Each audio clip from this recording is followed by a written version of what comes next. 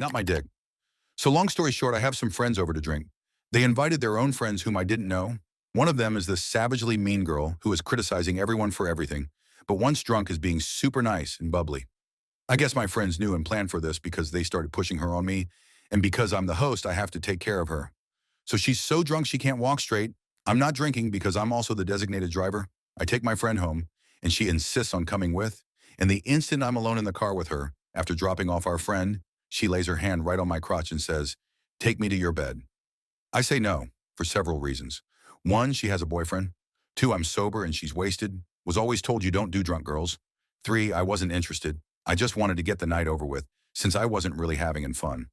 There was still two other girls at my house drunk and passed out that I had to carry onto the couch. I planned for this girl to sleep in my bed alone, and I'd just stay up and clean since I was still on a mostly overnight schedule. The crazy part is how much effort she put into trying to get me to sleep with her. She started crying on the drive home saying she's ugly, and that's why no one likes her, and how she's only mean to people as a defense against something and blah, blah, blah. I try to tell her it's a matter of morals. I doubted she'd want to be with me sober, so I won't do anything with her while drunk. So she gets butt naked in my car on the way home and starts playing with herself in my front seat at 3 a.m. in the morning. Thank God no cops saw. I get home and try to get her dressed. She literally dragged me by my arms into my own house, into my own room, and literally shoved me so hard onto my bed I got the air knocked out of my lungs. She started crawling on top of me, half crying, trying to get me to fuck her, wrestling me to keep me in bed, using all her body weight to pin me down while she's biting my face trying to kiss me. I tell her I'll need to go to the bathroom first. Lying, she says okay, and lets me up. I spend 20 minutes in the bathroom praying she'll pass out. I text her friend never again and come out to her naked in my bed, rubbing herself, legs spread wide open for all to see. Then she fucking drops her ultimatum. Sleep with me or I'll tell everyone you raped me. And she's got this devilish, smug smile like it's all a game of manipulation to her. I tell her again, she's drunk and has a boyfriend, I can't. She grabs her phone and hits send. I get the text she'll send to her friends and boyfriend if I don't comply, basically saying how I seduced her and made her have sex with me because I'm a lonely, fat, miserable guy who couldn't get any from anyone but a drunk girl. I asked her if she was serious. She said yeah, and that the message is set to auto-send at 7 a.m. if I don't get into bed with her. So I got into bed with her, and she disabled the scheduled message at my request, but then said I better fuck her or else she'll still send it. Problem was, I couldn't get hard.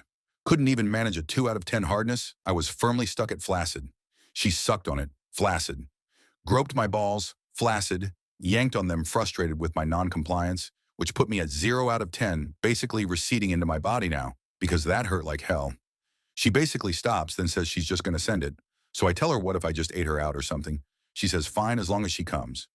I'm sitting here getting closer to her junk, just thinking how everything went so fucking wrong. Crazy girl trying to get an easy lay going, as far as to threaten accusing me of raping her.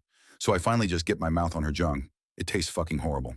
I try to stick to flicking her clit, get her off as fast as possible. She basically starts face fucking me by grabbing the back of my head and grinding her hips up into my face. She says then to finger her. Okay, whatever ends this entire situation. I put 2 in, worked them up at her G-spot. What seemed like forever was actually like 30 minutes, and in the end, she squirted a massive amount and soaked my entire bed and managed to get my desk somehow. My computer monitor had wet streaks over it. Then passed out in my bed, basically marinating in her own soaking wetness. The next day, she left her boyfriend, told all our friends I was an incredible host, and that she basically almost fell in love with my fingers, and then pointed out that if I wasn't a total loser, she'd be dating me now. I told them she threatened to accuse me of raping her if I didn't do shit with her. They all just laughed it off, except my guy friend who pointed out to them they'd probably believe her over me. So, that's the short version. The long version is much more graphic and detailed. All in all, I'm not friends with any of those girls anymore. I haven't spoken to any of them in years now. Crazy girl is happily married to some cuckold guy, least last I heard, and I haven't been with a girl since her. Haven't been able to feel aroused enough ever since that day. I don't know if I was wrong to have been played by her like that. I just know it traumatized me a bit because it was like being in a situation where I didn't have a choice in the sexual encounter. It felt like I got raped, and I'm willing to bet people would still say it's my fault. Maybe it was. I just wish none of it ever happened to begin with. I dated her 10 years ago. She was a single mom. I left because she was a dumb as a rock, while being the most arrogant person whom I've ever met, who could never admit she was wrong and was always lying. She also got child support but had no boundaries with her family, so they would spend up all her money and she would be broke every month for treating her mooching family to dinners. I would get tired of fighting the jackals and keeping them out of her wallet, and she loved every minute of me fighting. Did I mention she was always lying? She was always scheming. A half-truth was a luxury, and a 10th truth was the norm. Also, her then 14-year-old son had bad seizures. She was always broke, could never hold on to a dollar, and I was always finding out that she just got some free stuff from people. She once got a free car from someone. A free car? Right. I met her waiting at a stoplight in a parallel vehicle. I broke it off with her hard when she fed me a sob story of, "I don't have enough money to live, maybe if we could stay at your house for a few days." Yeah. Number now. Here comes the crazy 10 years later. She looked me up on the internet, lock, stock, and barrel, and called me up. She just called me last month. It's been 10 years since I've spoken to this woman. She now lives in Colorado in a high-rise, and she just wants me to come over there and work it. I almost fell for it. Then she tells me stories of all the men that are trying to get her, and I wish her luck. But wait, there are more. She's rich now, and she's moving into a custom-build house in another town in Colorado. How?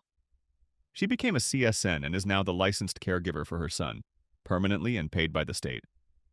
I almost go, but then I ask if there is anything I should know before I head out there. Well, the maintenance man in her apartment is after her and said he loves her. Then he and his friend helped her move. She paid them, but they broke her stuff. And now she's letting the maintenance man's friend live in her old high-rise until her lease is up. She also wanted me to know that she sleeps in the bed with her son, who must be 24 now, and that if I came, I'd have to sleep in the basement on a single bed and she'd sneak downstairs to do the deed.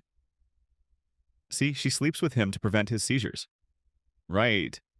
Never before had I witnessed such a lenado, and a shitnado together blowing so strong and coming straight. Address me, a lying shitnado. I'm out. 2 weeks later, she flies to visit her family, also where I live, rents a hotel, and proceeds to call me and invite herself to my house. I refuse. She calls back asking me if I had been with anyone, answering that she hasn't. I told her it's my body and I do as I please, so she insisted on condoms. Then she tells me that she lied, remember that, about having sex with no one for 10 years and that she did have it and she still wanted me. Then she said that she lied 10 years ago about finding a new guy to date because she was jealous and hurt that I could just drop her like that. Then she proceeded to try and arrange a self-invited date to my house. She revealed to me that she wasn't on her medicine, and that is what she was getting so attached so fast, and she apologized because she never missed so many doses, but she's got the new meds and they just take a few days to kick in. I never even knew she took any meds. Not even 10 years ago, I put the phone down and I stopped answering her calls and texts. What followed is a string of texts that went from "what happened," culminating up to and ending in "I'm having suicidal thoughts." I never answered her again, and I had to wonder what the heck I was thinking 10 years ago. I was in my early 20s, at a lengthy training class for work. Guy in my class tells has an apartment, while almost all of the rest are in low-end hotels. Hang out at his place regularly. He's married to a woman who happens to be a stripper for a living. He's also gay. After hanging out for a while, I get hit on by both husband and wife at separate times. Eventually cave on account of being a horny 21-year-old man and have sex a few times with the wife. Class finishes. I go home. They go home. About 8 months later, my boss tells me someone called looking for me. I wasn't around, so he went ahead and gave her my home address. Sure enough, a day or two later, she's at my doorstep, with luggage in tow. Thankfully, no kid. I realize now this story could have gone a far different direction. Tell her that this isn't happening, but she can stay for a day or two, and then she has to go. After leaving my place, she proceeds to sleep around with some guys so she has a place to stay before finally running out of options. Now, I'm not sure of what's true and what isn't, but she accuses a guy of rape. Gets put up in a hotel and fed for a while cops are trying to figure out what happened. I, knowing her and the guy she accused, get to spend some quality time in a small room getting grilled and writing a statement. Eventually, the goodwill of hotel and food runs out, and she rides off into the sunset. No idea what happened to her after that. While she was certainly not the one for me, I hope she got things figured out and is doing better now. This is a long story. Please bear with me. I've been trying to scrape this barnacle off for almost as long as I've been unemployed. I'm 38, she's 31, going on 14. Not that it matters. But I'm a black guy. She's white. but it will make sense toward the end why I added this.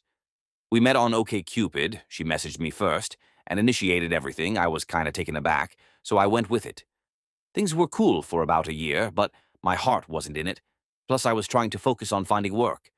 She liked the sex, so we kept it casual for about another year. Yeah, so I thought.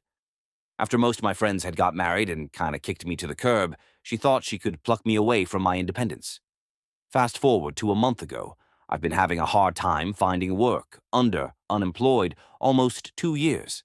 So I took my friend's offer to come stay with them out in Yuma, Arizona, to help me get back on my feet there since it's a military town and I'm a veteran.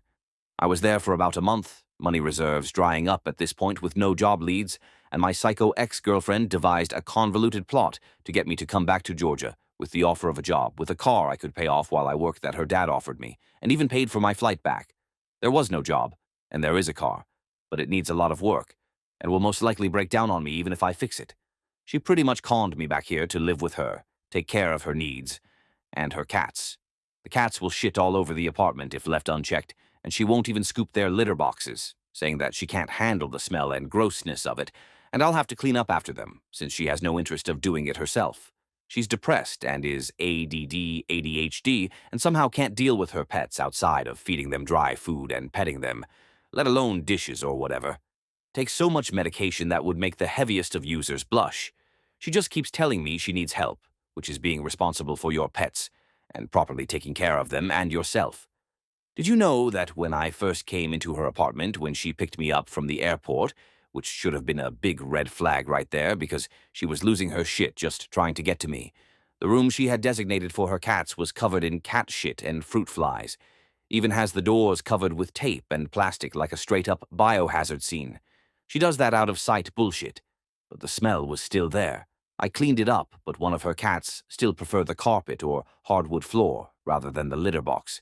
The other constantly overgrooms, so she has to have a cone on, or wear like a cat muumuu so she doesn't lick herself raw. She thinks the litter change caused the issue. I got her to buy the world's best cat litter, which is flushable, and made out of corn, which no cat I've known has been allergic to. Plus, I think they have fleas, but she refuses to take the to a vet. I have zero money to leave this situation currently, and she's definitely using it to her advantage.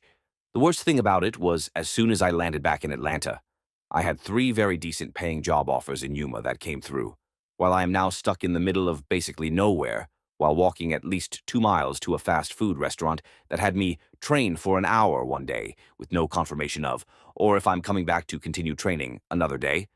I'm also a pet sitter, but all of my clients are in Atlanta, and we're walking distance from each other.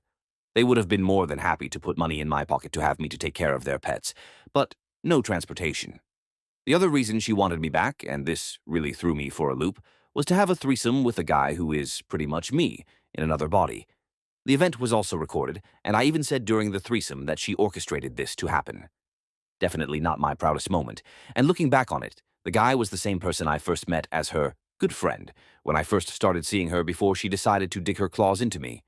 I just went with it, as I had no leg to stand on at that point as long as I am currently stuck here with her. The sad part, the other guy was cool as shit. We both geeked out on games and gaming tropes. Oh, and she says that she doesn't like to share, meaning I can't have a WWM threesome. Da fuck? Never seen anyone so persistent to have me around, and then try to lock me away in their shoddy apartment tower, away from public transit and possible employment opportunities. I used to enjoy having sex with her. Now I don't want to be bothered. I don't even bother initiating. Ever. This is not at all what I had assumed I'd be coming back to. Also, her folks, who I think are amazing people, don't know I'm living with her, and she told me whenever I'm around them to not tell them that, as it would cause problems. I wonder why. The fact that she just casually lies to everyone also bothers the fuck out of me. She's probably thinking she's broken my will to fight my way out of this, and she said she's broken the will to fight out of her cats, to get them to do what she wants, but I'm just playing along for the next few days. Thank the gods that she has to have internet, otherwise I would not have been able to devise an escape plan. Don't worry, I use incognito browser tabs, and erase my passwords and search history off my laptop, and only play games on my disconnected smartphone.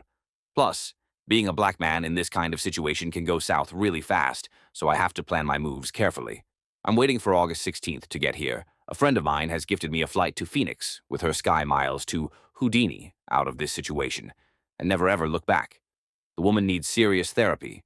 Nothing I could do will ever set her right. I seem to attract chicks that keep trying to domesticate me, and I tell them all the same thing, that I'm not looking for a relationship, but let's push the boundaries anyway. Never let anyone try to change you to fit their needs, ever.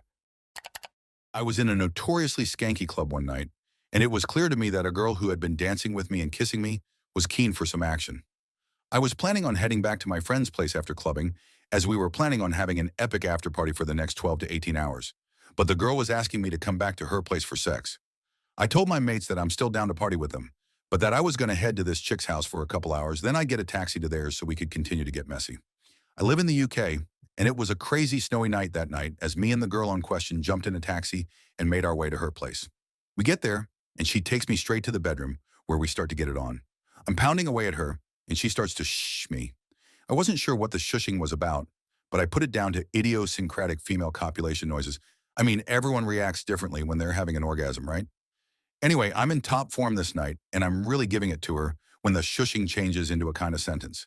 The first sentence I don't totally catch, but it's something like SSH not so hard, or loud, I'm not sure which.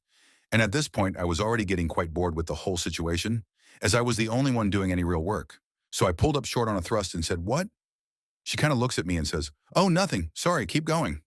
Reluctantly, I press on. The next time she says something, I'm keeping my ear deliberately out, and she says, "Esh, you need to keep it down, because the kids are getting their photos taken at school tomorrow." Well, this was a surprise. I stop banging her and actually pull out of her and say, "Wait, are your kids here asleep?"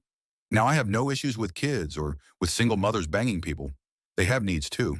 But I wasn't sure about how I felt about there being kids asleep in the house somewhere, when I wasn't aware and wasn't behaving in a way that would reflect my having knowledge of there being others in the house, especially little kids, who could potentially come into CMUM at any point. Turns out my fears were unnecessary anyway. After I ask her that, she says, "What?" "No, I don't have any kids. Why'd you say that?" This was a real Twilight Zone moment, and she had no recollection of saying that to me. By this point, though, I was pretty much completely turned off, and so I just kind of laid back down beside her. In her defense, she was entirely wasted and started falling asleep. I went to get up, and she says, "Why are you leaving? You don't like me, do you? You just want to leave me like everyone else always does." To which I replied, "Sure, I like you. You seem like a nice person." But internally, I thought I need to get the fuck out of here. I laid down next to her again, and when I heard her start snoring, I got up and started picking up all my clothes. I gathered my jeans, shirt, shoes, underwear, etc. in a ball and crept naked down the stairs. I realized that I had no clue where I was and needed to somehow get a taxi to pick me up and take me to the safety of my friend's house. I had a look on the fridge and saw a telephone bill, so got the address, then went out the front door, still naked, holding my clothes. Standing completely naked in about 6 inches of snow, I called the local taxi company and requested the pickup from 4 houses down from the one I was standing at. I then started to get dressed and caught the cab to my mates. Needless to say, we all had a good laugh at my crazy adventure. Not me, but one of my roommates decided to invite this girl out from California to come stay for a bit. She had been having some trouble and wanted to get away from the California struggle. The roommates all talked and said, "Sure, we'll try it out." What we didn't know was that our roommate was pussy-starved and ready to sink his dick deep into anything willing. She shows up. She's cool, smokes weed, listens to good music, but is saying some concerning things. "Got my period today. Always happy when I get my period. Me and roommate are married. That's hubby over there." There may have been some deep words exchanged. First night there, they have sex. Of course. Next day, they both leave to go hang out downtown, and he comes back alone. She went crazy, talking about marriage, and she loves me and she wants to move in. Roommate: "So I told her no. That's not cool. We have to see how it goes. You can't just move in." "What? You don't love me?" Girl, etc., etc. He ditches her and tells her to get a train ticket back home because he wasn't trying to deal with all of that. Second night. Please note, we don't lock our house because there's always somebody up at home. She comes in at around 2 a.m. and crawls into bed with him. He wakes up terrified she's there, runs into my room to get me, and is panicking because she just showed up. She's talking about how he promised to marry her, to take her away from all of the California nonsense she has to deal with. and a downstairs in the basement screaming her head off about how in love she is. I call the police. Roommate. Feels terrible about kicking her out on her own after she packed up most of her stuff to come live with us. Police remove her, and we all go to sleep. Ah, good times. I think I was 17 at the time and was sleeping with this girl who was my rebound. So we got drunk and started making out and eventually having sex. But while she was she got sidetracked by the music and wanted to dance. So she jumped off my dick and started giving me this extremely weird lap dance. I wasn't really into because I just wanted to bust a nut. So I try to grab her hand like a polite man and she screams. So I then got scared and was like, what the fuck is going on? So I stepped back and was like, is everything okay? And she was like, you're the devil, and chucks a beer bottle at me. So now I'm panicking and trying to kick her out of my house. I grabbed her clothes and purse and handed them to her. She then refused to leave and chucked her clothes off my balcony and started saying, fuck me. I then told her, hell no, my dick is completely soft, and I dodge a beer bottle. About 1 minute later, my dad walks in the door. I'm naked and she's naked and going crazy. I told Dad we need to get her out because she's going to kill her. Mind you, she threw her clothes of the balcony, so I gave her some of mine, and which she then tossed off balcony. About 5 minutes passes and she passed out on the balcony while smoking. See, I wrapped her up in a blanket and drove her home and got her into the door and left. Man, was I ever scared.